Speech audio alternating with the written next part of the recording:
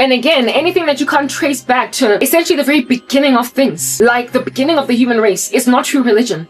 If you cannot trace it to the very beginning of the human race, it's not true religion. So anything that's been innovated recently, like Islam, can't be true religion, because where was your God all this time? Where was he? You, Muhammad, how can you be trusted? You with a little 8-year-old bride. Where was this God of yours when Adam and Eve were made from the dust of the earth, breathed into and then they became living souls? Where was your deity at that stage? I guess they might claim that he was there, vele, because we are Abrahamic, but why were you not, as Muslims, given prophets in the days from, it was at Seth, when people started to turn to the Lord again? So pretty much from the time of Seth, after the sin of Cain and Abel, why were Islamic prophets not raised up at that time? God raised up Noah. God raised up, not Amos, who's this brother man that got taken and stuff? Enoch. God raised up righteous men, Abraham, pretty much from the time when people started to call on the name of the Lord, after a season of silence because of the sin of Cain and Abel. Where were Islamic prophets, seeing as you want to lay your roots to also Abraham?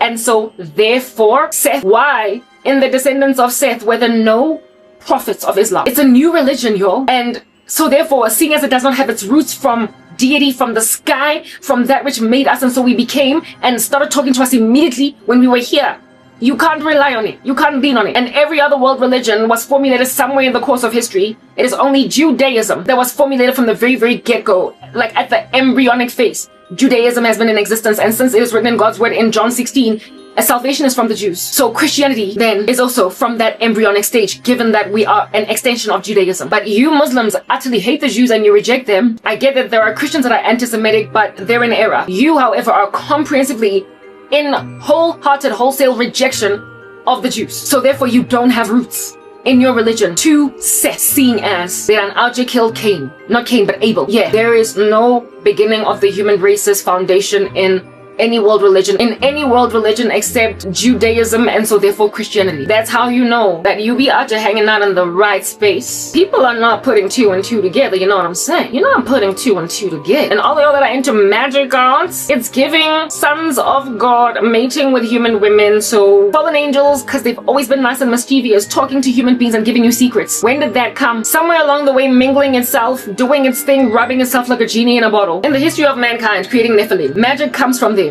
It's essentially the evil side of life, the evil side of things. Your crafts are from fallen angels that are out here trying to antagonize the work of God. Wheat, tares wheat growing among wheat. And the righteous of this earth come from Judaism, translated into Christianity. So the only true religion is Christianity, and everything else is an affront to it, including witchcraft, including traditionalism, spiritualities, any other entity that you might see that's not of God. It is demonic. It is the very antithesis of that which we are trying to do.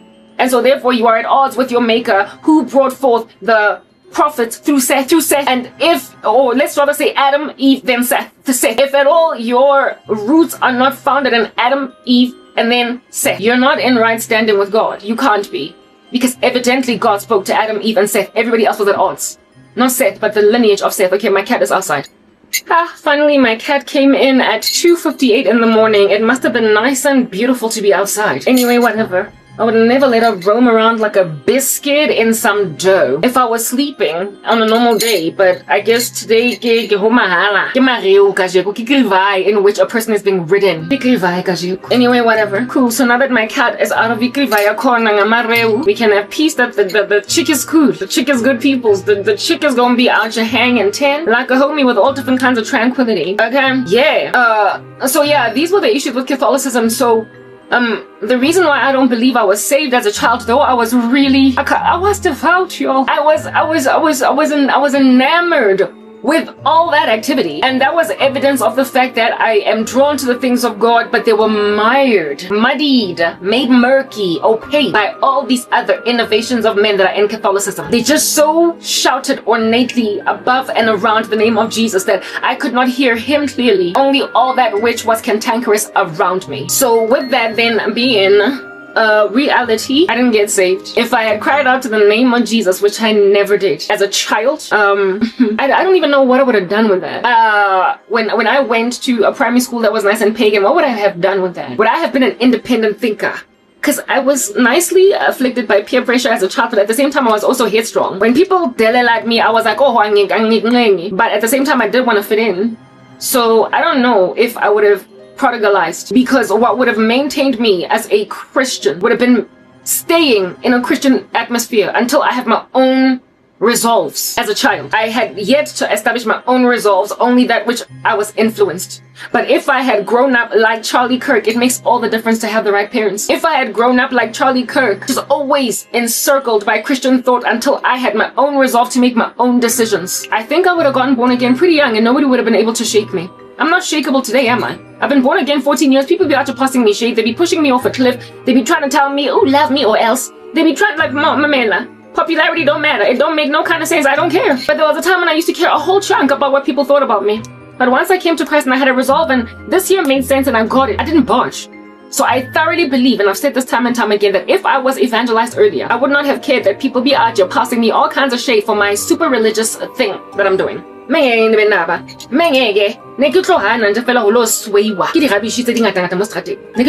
So yeah, but God had a plan, you know what I'm saying? God had a plan. He had an idea up his sleeve about what he's doing with me. I guess I had to go through all that which I went through in order to be able to tell all these stories. I wouldn't have had such a cocktail of stories for you out here drinking them with an olive in a toothpick. Yeah, I would not have all these cocktail of stories for you if I did not endure worldliness like I was dust in the streets. I wouldn't have had any of that. So I guess I'm helpful, aren't I? I'm helpful. I'm helpful to you, dunked like a donut in some chocolate worldlings in the planet. I am helpful to you because I'm relatable. Otherwise, I would have been that, like, who's this chick? Sandra D. Look at me, I'm Sandra D. Bursting with virginity. Won't go to bed till I'm laughing. Yeah. You would have looked at me like I'm Sandra D. So I was always going to be that boring church girl that osalikaze. But I got experience enough for you, dunked like a donut in chocolate, but into the crest of the earth, the way you're so worldly. Worldlings. That's super worldly. So I had to have some worldly experiences to bring you back to God, to help you see that he's your Messiah. You needed to be able to relate with a person that knows some worldliness. At some point, she was dunked like a chocolate, like a donut in some chocolate deep in the crust of the earth, the way she was so worldly. You needed somebody that had also been pretty much at the earth's core, out here chilling out near molten lava, the way I was so nicely entrenched in the world. I had to be part of you one time. God got a plan for everybody, and this is his plan for me. Anyway, so here it is that I'm now go Mayfair Convent, and the things of God took, but not sufficiently enough for me to get born again because Christ was diminished. However, they took so much that I never stopped praying when I was a child, even upon being moved to a circus for primary school, where the kids, they were swinging on a chandelier, They were swinging on a chandelier. They were so violent, so wild. Not violent, nobody loose. Thank God they were not violent, because kids these days are violent. They be killing other kids in school. Our issue in our day was not violence, just debauchery, but I guess it leads to violence. The kids were debauched, and the conversations on their tongue were debauched. They were curious about sex too much. We were not even talking about it. In my primary school, we were just scratching each other over little girly boy issues. But when I got to Winchester, yo, dog, sex and high school grade 11, it was bad. They were debauched. They were swinging like Sia. But despite that debauched environment, every day, without fail, before sleeping, it's frankly a discipline I still am in today. I used to say the Our Father, and shortly after getting out of Mayfair Convent, later on when I would become a young woman and even a teenager in high school, I was just huffing the Our Father before I sleep. And before I ate, I would be like, thank you, Jesus. Not Jesus, but God, because I get it, Jesus was diminished. I wasn't too focused on Jesus. I would just say, thank you, God, for the food. And that's it, right? Say grace. I even used to say grace with my ex-boyfriend, type establishment thing. When I was just newly out of Winchester, not Winchester, but Mayfair Convent, the Catholic school. Yo, I was a prayer warrior. Listen, I was that thing. Tapelo. When I was newly born again. No, not newly born again. Generally in J, it's hard. Goba. Tons of focus, eh? You gotta get on your knees, get them all nice and black. And you also, you have to be sincere, man. When you're in prayer, you feeling it. but just the prospect of doing it, when I was newly saved. God, when I was a child, I didn't mind praying. Guys, I used to pray and with a fever. But who was I praying to? It was Jesus. He heard me. I was a child and he was like, suffer the little children to come to me. So I don't think he was gazing at me as wicked, because the prayers of the wicked are an abomination to Emmanuel. He was gazing at me as somebody called and yet to answer that call. I was someone predestinated, and ultimately I'm here called, and there would come a time when responding to that call, I would then get justified by the faith that I would ultimately truly have. So in so being called at all, though I was yet to be justified, I nonetheless was hearkened to because I was called. Therein lies he loves you before you love him. We love him because he loved us first. When you're called and you pray, I believe you are heard, but that's when you first get trained that you don't always get answered prayer. When I was a child, and remember I told you guys that my mom and my dad divorced when I was 5 years old. The thing that was the topic of prayer that I used to take to God the most every day without fail on my knees before going to bed was, God, please get my parents back together again. I prayed about other things like friends at school, whatever, but I was praying largely about my parents for them to get back together again. Why did I stop praying? Because they never got back together. I stopped praying because one time my dad came. It's like God was showing me, you want your dad back. Look at this. You want your dad back. Dad back. Look at this. I can soften your mother's heart to let him back in, but look at it, which is what I'm trying to talk about today. That are just going to make women bitter until they don't care for their children. You want your dad back. Look at this. One time my dad, I've told this story before, but I keep repeating myself. So in standard 4, I get it, this is now Winchester Ridge Primary, and I'm now in this primary school for 1.5 years. I left in the middle of the grade 5 year. I'm now in standard 5. No, standard 5 is not standard. Was it standard 4 or 5? It was 4 or 5. No, I think it was standard 5. I'm now in standard 5, which is like grade 7. The last grade of primary school in South Africa. And I'm like 12 years old. Okay. I had joined my teacher, my homeroom teacher. It was standard 4. Janki-san. It was standard 4. So I'm, never mind 12, but 11. I am 11 going on 12. And my homeroom teacher had, there was this pageant in my school, Miss Winchester Ridge Primary. And no one in my class was trying to enter. And because my teacher wanted representation from her class, she then chose some chicks, some girls, on some, you come here, you come here, you come here. And then she tabled to us, please join Miss Winchester Ridge Primary School. You stand a chance. I see you could win. And she called these like girls to the front. It was 4 of us. And she was like, join, you don't have to, but really it would be great. I want representation in my class, Mrs. Beekers. And I was like, okay. I was one of the girls, so I joined and I came top 5. Amen. Hallelujah. Praise, shine, shine. I didn't win though. But photos were taken over there, when we were on the ramp. And I know that it was in standard 4 because it was Mrs. Beekers that called us. Or was it standard 5? And when I was in standard 4, homeroom teacher was Mrs. Beekers, yeah. Or 5, listen, it could be anywhere. I just remember there were a colored chick 1, and I feel like she was not in grade 5, but 6. And I know that she was a grade younger than me. So, I don't know. Whatever. I'm now really proud of these photographs. Some Miss Winchester that are then given us after the photographer develops them and gives them to the school, and the students then get their photos. And my dad comes one day, remember him and my mom are divorced, and they're divorced now a couple of years. Remember I told you they divorced when I was 5, so I'm like 11 now. My dad is frankly quite deadbeat. He's barely there, but I'm still rooting, and I am praying day and night. Okay, please get my parents back together again. Okay, so maybe not day, but night. I certainly every night pray for my parents to get back together again, so you can understand that God does answer prayer, but sometimes the answer is not so much no, baby, but and my father came on this one particular day, and okay, happy, we loved our dad, and was there. We loved our dad, he was there. My sister and I were glad, I was glad, everybody was glad. And he was chatting with my mom. My mom was there too, and my mom was also glad. And my mom, I had never seen her glow like that and be that happy, because my mom was just like a little bit of a Grinch that steals Christmas. From a certain point, there was a time when she was really sweet, but then she just went aloof and awry because of amadoda any kind of sense. And I keep repeating myself anyway, whatever. Herein lies the Grinch that steals Christmas smiling. I was like, well, this is a lovely day. My father is here in these streets. My mother at that stage has a boyfriend, but she evidently was willing to dump this guy to get back together with her ex-husband. My father comes and he's happy, he's buying us sweets, whatever.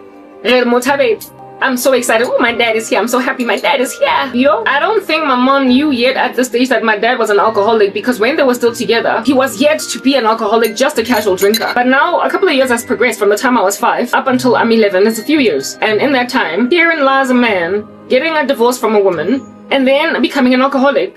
Like, it's, you drink yourself to a stupor because your wives leave you. You drink yourselves to a stupor because you made a mistake. You drink yourself to a stupor because you lost the best thing that ever happened to you. And you drink to a stupor because you allowed the boys to influence you against umfazi wakho until she divorced you. And then you become an alcoholic. My mother didn't know that my dad was an alcoholic, evidently. Nasatse. She had sporadically seen him. He was dropping the ball. He had disappointed us multiple times. I told you about the story in one of my other videos where he told my grandmother when we were still at my grandmother's house, because one July ilanga lonke usisi wami nami sigeze ekseni nje simele sithatha ivasini singahambi ngaphandle ukuyodlala, and he never came. He had been doing stuff like that, and my mom was at this point like, okay, listen, whatever. And now we are living go Winchester. This is years now down the line. My mom has moved out of my grandmother's house. We are no longer subjugated to the tyranny of my father being just that deadbeat. And also at this time, a whole year can go by too. So my mom, when we said he quoting maintenance, blah blah. My dad is a judge, not a judge, but a lawyer, kind of quoting. And he's dropping the ball, even though he's a lawyer. We magistrate court. I'm a colleagues work like but maintenance for now. But like, at some point, my mom just gave up and I feel like, oh, yeah, child maintenance. And I think child maintenance, my mom, once my sister got a scholarship to go and study in Italy, and when I got to like maybe grade 10 or 11, oh, no, she's not going to get anything done. And so she just stopped. Court. Mara, herein lies this year, just a few years after their divorce in primary school, final year or second last year of my primary. And my dad comes over after back together. My dad comes and I'm excited. I haven't seen him. Listen, I think it's been 2 or 3 years. We see him. It's all water under the bridge what you done did to us that other day when you did not pick us up to go and get our hair did. It's water under the bridge. Brother man, it's water under the bridge. That's what I'm telling my dad now. Okay. Oh, here's Ranong, so maybe my prayers are gonna be answered. Maybe if my dad and mom had gotten back together, I might have gotten all born again. I don't know, right? My dad arrives. My mom had this bar, like Yalefati, that rotated. Inside the bar, it was like the shape of a globe. That's what Yalefati. And inside were like these whole study whiskey lidi ing. And then you can also put the khalasi in there. It was a very cute thing. It was quite decorative. You would not know that it's a bar. You would actually, if anything, think that it's just a globe. Because you can actually be buying a globe on its own and it's functioning as nothing else but just a globe with like maps on it, right? But this here globe had alcohol kamahari and then magahanwe wabu like we abutsiba and I puza 2 sips out of a glass of wine she and forever and I guess I inherited that from my mom. So while my mom is not a non-drinker, she is however an insincere drinker, but she has always been like a host. So she would have alcohol on hand for guests because she was a host. So she would have like the whiskey, the wine, the just in case we have like a or a boyfriend that she was with. Every so often used to take in He wasn't a drunk. And this alcohol would stay in this bar. 2 years wouldn't lula. That's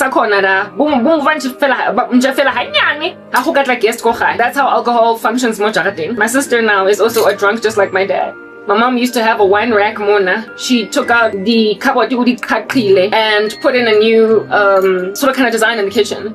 But she had put wine racks because she imagined that they're cute for a house. And she actually put wine in there for, again, she's always been a host, just a host. Usiswam, there was a time when she was living here with us. Listen,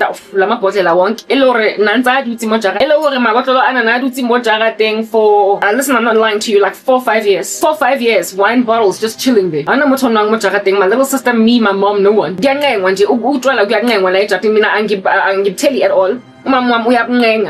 And I don't know if my little sister drinks, but if she does, she's not an alcoholic. Yeah.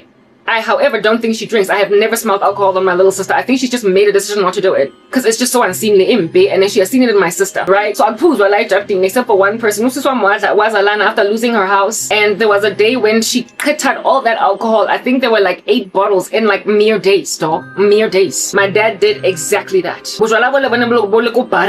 The vodka, the whiskey, the wine. They were in that bar. My dad wakala nga one bottle. My mom, you're a man, drink if you want to drink. She did not know though that he was a drunk. And ubaba manje, unlike my sister is a mean drunk. My dad, however, is a happy drunk. However, he will annoy you because he is irresponsible when drunk. And you cannot talk with him. And irrational. Maraphuzile. Kodwa akagqwalanga ngokuthuka or whatever. Utlahotina fela ahobore, aho irritate, asa get it to the point. Yeah, this man was driving. And he drank that whole bar. And I remember before my dad finished that alcohol, in the beginning when he had arrived that particular day, that Saturday, somewhere along the way, a few hours in, they were dancing in the lounge, and I was so happy. Not in the lounge, but in the kitchen area / lounge. And I was sitting in the lounge watching TV, and I was like, oh, they might get back together. They were dancing together on some, oh yeah, enjoying happy times, good old-fashioned days. My mom and my dad were dancing together. It's like they were talking about reconciling. It looked like it could actually happen. Unale open, and I couldn't believe my eyes because I prayed for this. I prayed for this. Yo, fast forward few more hours. Man, it's just this like blabbing freakazoid. And him and my mom are now fighting again. It reminds me of the days when, I've got memories when I was so little that I should not remember, but listen, I'm clever, so I remember. Where my mom and my dad were fighting in the middle of that. I remember umese. That time, shortly before divorce, hectic. My mom at that stage probably still in her 20s, late 20s, because she had me when she was 26 and my sister when she was 24. And I just remember that day when they were fighting like little dogs. And then my dad started rudely saying horrible things to my mom because my mom had a boyfriend and she was like, AIDS. My mom had like one boyfriend, and this guy was saying to her that she's frankly like a prostitute just for having a boyfriend. And then he came to us, me and my sister, and he was like, AIDS. AIDS. He's probably sleeping with all the whores of Johannesburg. And my mom having this one boyfriend guy anyway, whatever. That was during the time when you contract HIV, you're out in 3 years. And I just looked at this alcohol breath. Me and my sister, and I'm like, whoa, this started out with my dad being so good, people, and them dancing in the lounge / kitchen area. And now my dad is turning us against our mom, saying that our mother is gonna get AIDS because she is a whore. And him and my mom are like fighting like dogs. Ultimately, he gets kicked out. Thank God he did not get into an accident, given that he was drunk like a skunk. We would not see him again for, I think, a cool 4 years. But it's okay. Who cares? We would not see him again for a very long time.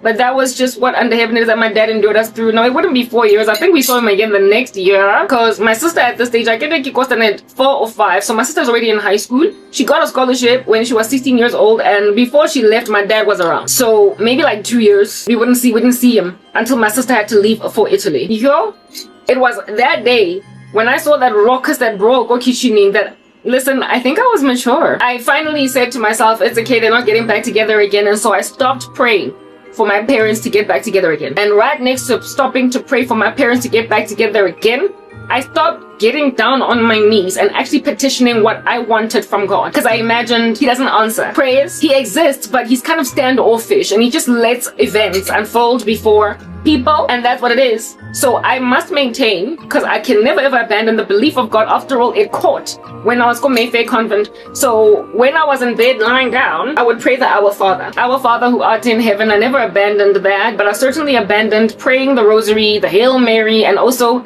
actively getting down on my knees as a prayer warrior to advocate for people. I stopped doing that.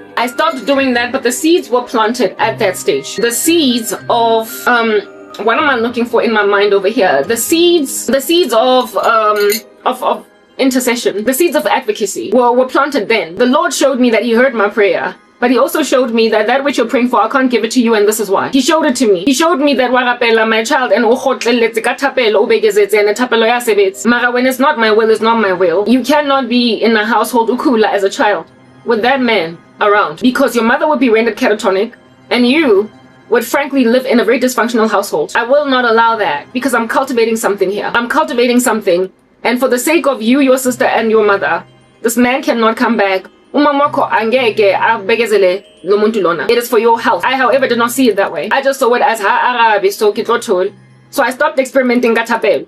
I got the remnants of it, like a glitch, like a little bit of a light bulb going looking like it could light up, and then it just immediately fizzled away. And I imagined that meant that God did not hear me, but rather God was entirely there and he heard me. He heard my prayers, he answered them. But the answer was not yes. The answer was, it can't happen because your father is a drunk and he's irresponsible and he plays with my name. And he's irresponsible, he's a drunk, he plays with my name, and he is the bane of your mother's existence. And thanks to him, that's why your mother is cold like ice. That's why she stopped being sweet like nice. That's why she ceased to be cool on your bun like cinnamon spice. Yeah, I just had to keep in rhyming. I just had to keep up with the rhyming. The Lord was showing me that whatever it is that is a very coldening up of my mother would only ever get worse, and you, my darling, would be worse. So for literally your sake and the sake of your sister, and to a certain measure, even your mother, this man cannot stay in your mother's life. This man cannot stay in your mother's life. I did not perceive it as such. I only say that today, that's what God showed me. But I would only come to that conclusion once I finally believed truly in God. Thanks to my prayer falling to the ground of my parents getting back together and certain other things that also happened. I imagined that, I had not angst per se, but I wasn't sure if God really exists. I wasn't sure if God really exists or if he's a figment of my imagination or something that is a fantasy I truly hope is, I really desperately want to be true, but I was unprepared to dump the idea altogether in favor of atheism because it was just too dangerous. I've said that before. It's just safer to believe in a God, even if you don't think that he exists, because the alternative of God being true, while you reject the idea of him, is more dangerous than not. Those who are atheistic it's a foolish decision. The fool says in his heart, there is no God. It's a foolish decision because it's just safer to believe and be disappointed than to not believe and find out that you were wrong. Either way, if you get disappointed on the other side, there's nothing that happens when you die. It's a flat line, it's over. But if he does exist, oh my, look at you deny that he does. It's just more dangerous, and I don't understand why anybody would make that choice, and it makes all kinds of sense under heaven why 80% of the world's population is theistic. However, they don't believe in the right God, because, we're on a narrow road that leads to life that only a few people find, but nonetheless, the majority of the world believes in some kind of God, because it's just dangerous not to. It doesn't make any kind of sense. Atheism is the worst thing in the world. It makes no sense, but it also does you no justice to believe that there is a God, because you're still not safe if you have not embraced the one true God who is Jesus, the way, the truth, and the life. No one comes to the Father except through him. But being theistic is, I guess, one step closer to ultimately embracing the cross now, isn't it? But when you're an atheist, like, what are we going to do with you? What are we going to do with you? But I guess God reaches atheists too, doesn't he? At some point. So while I never would have ever defaulted to atheism, because why? It's dumb. I wasn't sure though. I wasn't sure because I felt like I never got answered prayer. I wasn't sure. And God made me sure, so thank you. Later on. But we're at this season where we're at Winchester Hills, living there, and I'm at Winchester Ridge Primary School. That's where my mom and my older sister sowed the first seedlings of suicide ideation in me until I did something that nearly ended me, but I was saved by God. I say now today that I was saved by God, but back then I just imagined it just providential. Not providential, but just happenstance. Like, I guess I made it. So there was this one day, I was very prayerful, and this is before the event with my dad. This is before the event with my dad. This is now grade, I was in grade 5 new in Winchester Ridge, so it could have been grade 5 or 6 when this happened. My older sister was already in high school. My older sister is 2 years older than me, but she was 3 grades higher than me. So if she's in grade 8, then at any given time in Winchester Ridge, my sister was already in high school. So I can't tell you if this was grade 5 or 6, but my mom was baking scones. So you can understand as well just the influence of treachery pertaining men. What it does. In the beginning of our lives, my mom used to do our hair. And in the beginning of our lives, my mom used to bake. She used to do these lasagnas. She was just this queen. And now she has stopped baking. Now, throughout my primary school, the rest of my primary school and high school, anymore. In particular, because my sister wasn't there.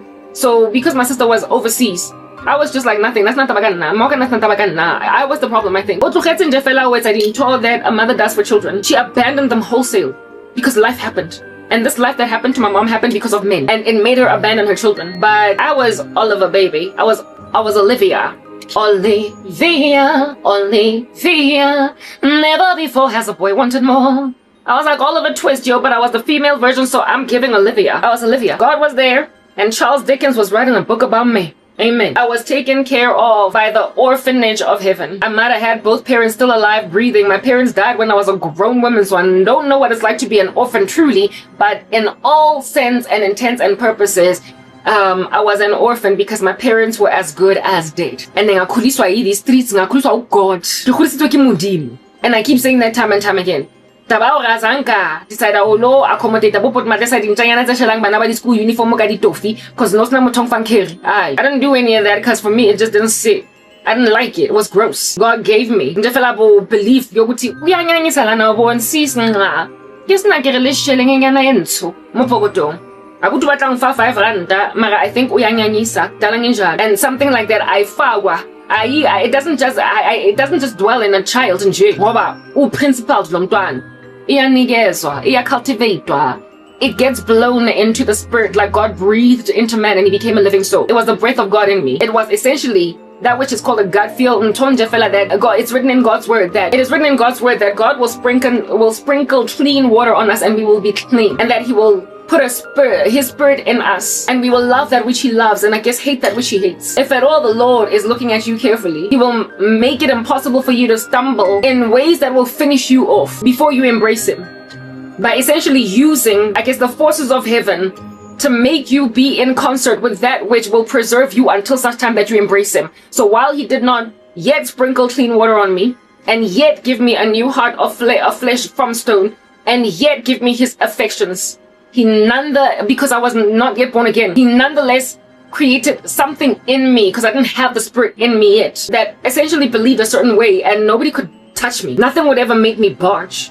Player. Boys all over these streets were very cute, that all the girls were hanging with. Mengba avoided like the plague. Menga bakon dalang tuana bafana mena imoto abakombayo, because for me they were a safe haven. Khaleke avoided and didn't that have crashed and burned many a children. Ama drugs I never azangwahlala in me. Ngoba the moment I experimented with them, I experienced the very opposite reaction that other kids enjoyed. On marijuana, people got the lachis and the munchies. I was depressed, forlorn, and I was always calculating algebraic equations in my mind to see if I didn't lose my brain, because in the middle of a marijuana high, I would remember from biology that they said that marijuana eats away at your brain cells and you could actually end up bipolar because of it. So I was always scared that I was losing my mind, but peer pressure, because you know how I like to care about what people think, made me smoke pot. And I hated it so much that I ditched it and stuck with cigarettes. Cigarettes of which, even though I stuck with them for a few years from the first time of experimenting, always used to make me bilious, but I carried on anyway. Ultimately, one day when I quit cigarettes, I didn't even need Nicorette. I didn't need help or enablement by anything. I just flushed them down the toilet because I was like, I ain't 20 and I just quit like that cold turkey, so they never took.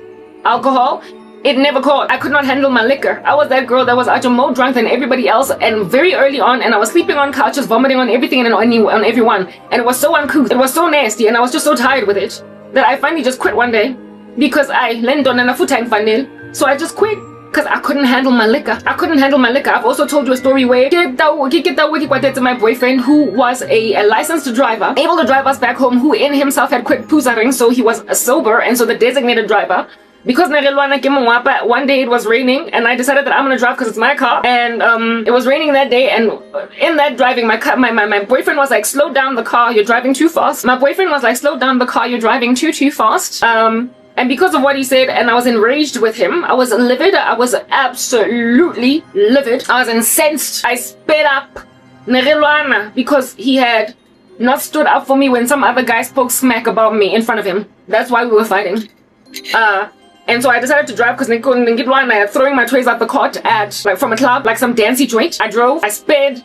Because he said don't speed, I was at odds with him. After all, I was livid. I was blowing steam out of my nostrils, my eyeballs, and my ears. So I just, cut that accelerator. And seeing as it was raining in these streets, it was drizzling in these streets, there was a puddle of water that my car's tires kind of hung out in, and it made the car lose control. And when then I tried to finally brake, the car spun like a cool 4 times and landed on a post. It landed beside a pole, and that's what stopped it. The car could have rolled over and I could have killed my ex and I. And after that day, I was like, I'm not drinking anymore. Over and above it, I can't even handle my liquor, so proper. And I remember telling my ex and I speaking the next day, we felt a presence in the car. He boiled it down to ancestors, and I said it was God. I do believe God was there. And just the fact that still to this day there's like a dent in my car on the side. I never fixed it. That was the only injury my car endured. After that, my car could move. My ex, of course, was the one that took over the driving from that point on, and I felt like trash. I apologized to him the next day. That's another story for another day. We're not trying to tell that story. Mara, it contributed to why I quit Puza. Mara, however, Puza all that time in the run-up too. I just couldn't. So I realized that was God's grace, because my family is just littered about these streets like some dustbins with alcoholism. And so God uprooted the prospect of me ending up in that road. Because in my family, because busy kanto tsa Bible, he has so many different translations of the Bible. He had a Zulu Bible, get a lady Bible, yeah, Afrikaans. Because and God was like, yo, however mine, and I know that alcohol is going to be a mammoth hindrance to you doing umsebenzi ongifuna ukuthi uyenze. So ngizokuhlanzisa every time uphuza, kogotlhatsisa osi, ko etsa go bojwala bo ska o gona, ko etsa go tawe faster than everybody else, ko etsa go o lahle nje fela ko dipating o boge o be o go balang mo digopeng tsa banyana ba bang dichomi tsa di tlo yo o ka bose motweni le o tlo tlhatsetsa ditlhako tsa everyone, o tlhatsetsa dikoloi tsa dichomi tsa hao, o di tlhatswe dikoloi tsa teng ka di bucket the next day, o bo tsena o tlhadile bojwala. Nka se go tlogele gore bo tlwaele, nka se go tlogele gore o tlwaele bojwala. And I got embarrassed so many times, vomiting just ukuhlanza nje. One time I vomited in my girl's car. One tlhatswisa mahlatsa ao ka bucket ko koloing ya hae. The next day I was so embarrassed, but I was being helped by another friend to clean that vomit. And I was like, my goodness, I can't handle my liquor. I just can't. I be out to vomiting on everybody. Everybody. I can't do this no more. This is not a life. It's not a life. And then my hangovers made me look like I was jaundiced. And they would linger for like the whole weekend, like Saturday, Sunday. What the heck? Like, I couldn't even look at it. I was too vomity in my stomach. I couldn't fathom food because I would vomit it back out. I was sick too many days, and I was like, I'm not doing any of this. So alcohol never took. That was God. Substances just never ever took, because God. When people got dilachis, depressed, like I said. One time I experimented with ecstasy as well. I was with my boyfriend at some party, and he was like, whoa, Karabo, you're spilling the beer over. It's like the Hunter's Dry, over. I was like, how? And he looked at me in my eye, he was like, did you take something? We had shared half a pill of ecstasy. After that day, I was like, and then later on that night, I was sleeping next to my cousin. We slept over. I was sleeping next to my cousin, and I was a fornicator, so at the time, and my ex-boyfriend had left, because only the girls were allowed to stay and sleep over. Otherwise, whatever, the parent of that house was going to have issues. I was at that stage like in matric. I was sleeping next to my cousin, and I thought it was my boyfriend. And I started to squeeze her body. And she would like slap my hand off on some, stop touching me. The next morning, I remembered what I had done, and I was like, oh my goodness, I'm so embarrassed, I'm sorry. She was like, I understand, you thought I was your boyfriend, but listen, you can't take ecstasy anymore. And indeed, I didn't take it. I was high in a way that was just uncouth to me. And I was like, nobody is ever gonna make me that crazy, poop nut drunk out of my mind or high, to a point where I can feel or I'm busy squeezing the very cushy buttock of a woman as opposed to a guy. I'm not going to let myself do that ever again. Ecstasy did that in me. It made me lose my mind. And so, yeah, drugs never took. And the next morning after getting sober, I hated what in the world I either did or how I felt. And I made a decision not to go out like that. The Lord was doing quite the work in me. But here I am in grade, like in this particular moment, where I'm still praying to God before all these weird things I would do later on in the future. The Lord was preparing a table. The Lord was preparing a future. And the Lord knew that one day I would see his fingerprint in everything, including tabaore. Couldn't handle ecstasy, couldn't handle marijuana, couldn't handle alcohol, hated cigarettes. God wanted me nowhere near substances, and he made my body reject them like an organ that is the wrong blood type. Such that by the time I got born again, I was free of all substances, and I had a clear mind. But before then, I was unsure if he lives. Though now that I'm born again, I can do no other thing but confirm that he does. Here it is that I'm in standard 3, 4. And my mom and my sister of which is in high school, and she's got like a really close relationship with my mom. My mother is baking scones in the kitchen, and I am in the house, and I'm having a whole thriving conversation with God. A whole thriving conversation with God. this was the first time that suicide was invested in me. Mamela, what age am I? If it's standard 3, I am 11 going on 12. No, I am 10 going on 11. If it's standard 4, I am 11 going on 12. So frankly, anything from the age of 10 to 12 was the first time that suicide essentially just kind of tried to strangle me like a bandit. And the other day I was listening to, again, it was Napoleon Hill. It was Napoleon Hill and also Charles Spurgeon. Like, I've just been listening to a whole bunch of sermons to help me deal with what's going on, the situation. The devil knows. Like, anyway, I was listening to these men, and something that they said was that when they were speaking about melancholy, depression, because I've been listening to sermons about just feeling overwhelmed with feelings of sorrow and self-harm. And Napoleon Hill was speaking about how it is that it tends to be linked to circumstances. But remember, God is above circumstances. And Charles Spurgeon was saying that he used examples in history of some of the biggest and baddest saints of old that struggled from what back in the day was called melancholia, because they were grieved by either their sin or life conditions.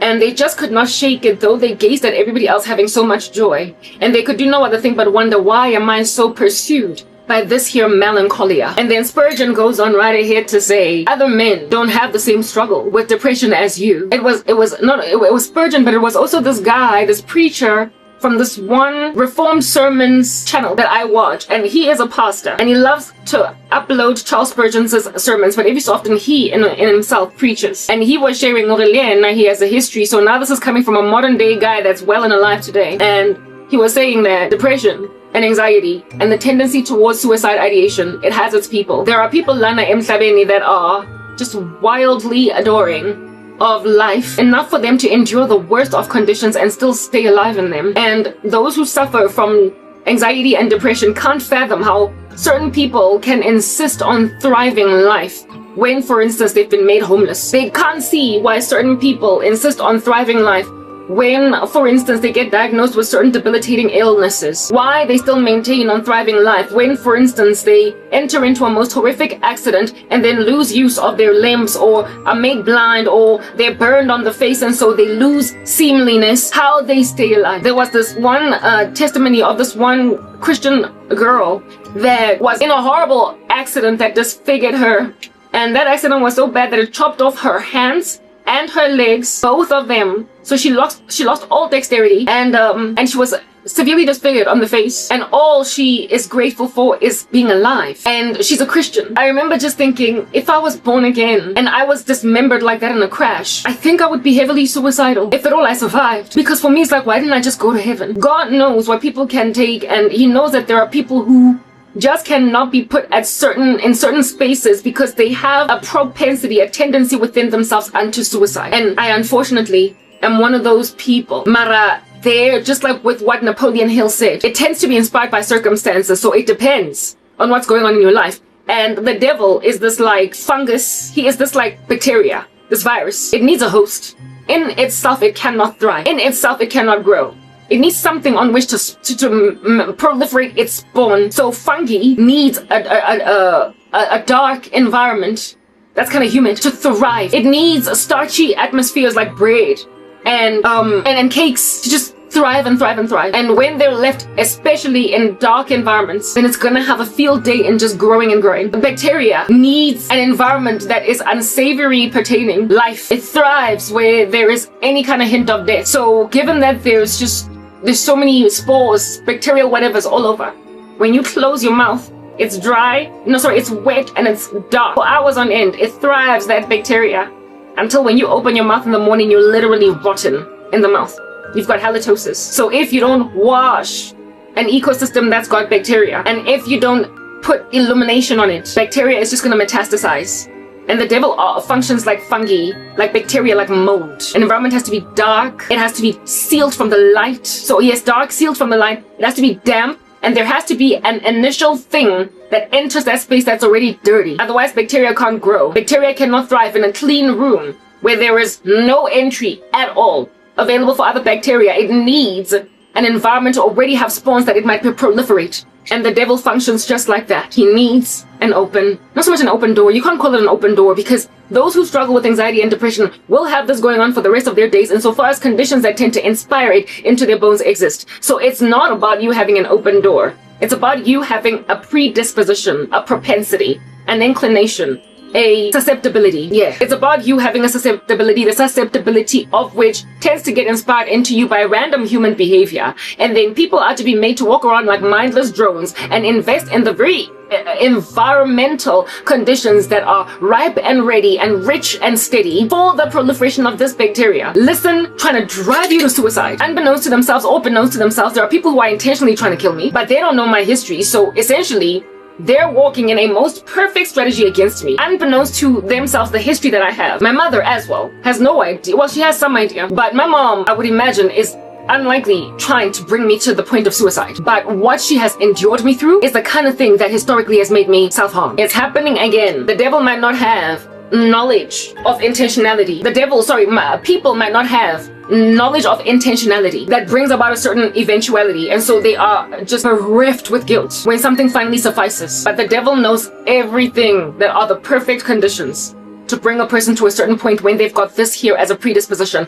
And Charles Spurgeon was speaking about this one, no, it wasn't Spurgeon, it was this pastor guy quoting Spurgeon and quoting other writers within the Reformers who was questioning himself, creasing his forehead, wondering, asking. I think it was Newton who wrote Amazing Grace. Apparently he also suffered from melancholia. Why do I suffer from that which other people don't feel? Why are other people able to go through a most glum circumstance and not want to die? What is it about other people that makes them want to just thrive life after suffering certain things that I can't fathom going through and just going through it? I can't imagine being dismembered, losing all of my dexterity and not ultimately, rolling myself off a building to just finish myself off. I can't fathom it. I don't understand how people can be hobos and not want to try to take themselves out. But you see, the beauty about suffering from that kind of susceptibility is that God knows what every last one of his Christians can take. So therefore, the Lord places his Christians where it is that their susceptibilities will not be tested beyond what they can take. There are certain Christians that I have listened to the testimonies of, especially on YouTube,